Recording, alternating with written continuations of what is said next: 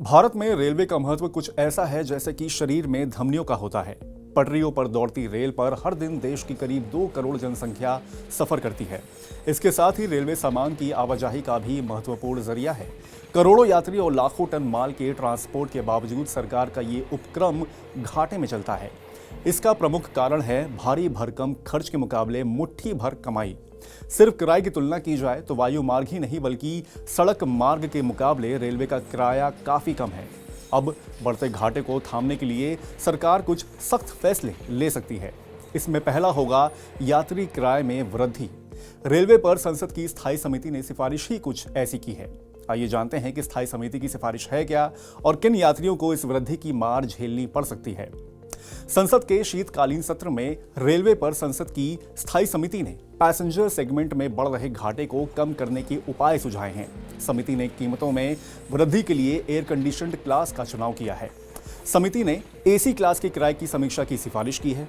इसे दूसरे तरीके से कहें तो संसदीय समिति ने एसी क्लास के किराए में बढ़ोतरी करने को कहा है। हालांकि समिति ने कहा है कि रेलवे को यह भी देखना होगा कि जनरल क्लास में यात्रा सस्ती बनी रहे। ऐसे में रेलवे जनरल और स्लीपर क्लास के किराए को पुरानी दर पर बनाए रख सकती है।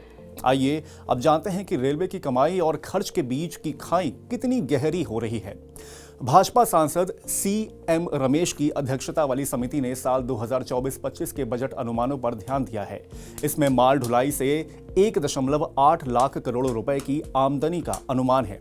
इसकी तुलना में पैसेंजर रेवेन्यू सिर्फ 80,000 करोड़ रुपए होने का अनुमान है। इसलिए समिति ने एसी क्लास के किराए में बढ़ोतरी का सुझाव दिया है ताकि माल ढुलाई सेगमेंट और पैसेंजर सेगमेंट के बीच राजस्व में ज्यादा असमानता ना हो। रेवेन्यू में ये असमानता भारतीय रेलवे फाइनेंशियल हेल्थ को प्रभावित कर रहा है। आइए अब जानते हैं कि हम जो टिकट खरीदते हैं उस पर रेलवे कितना डिस्काउंट देती है।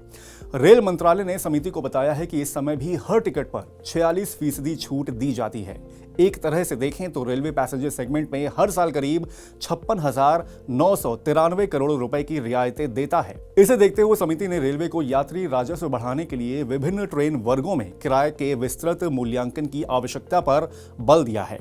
पैनल ने स्वीकार किया है कि सामान्य श्रेणी की यात्रा आम लोगों के लिए सुलभ रहनी चाहिए। हालांकि समिति की बातों से ये साफ भी हो जाता है कि रेलवे फिलहाल वरिष्ठ नागरिकों को मिलने वाली रियायतों को फिर से वापस करने के मूड में कतई नहीं है। वरिष्ठ नागरिकों को किराए में मिलने वाली छूट कोरोना के बाद से ही बंद है। बता दें कि रेलवे ने आखिरी बार किराया 2020 की जनवरी में बढ़ाया था।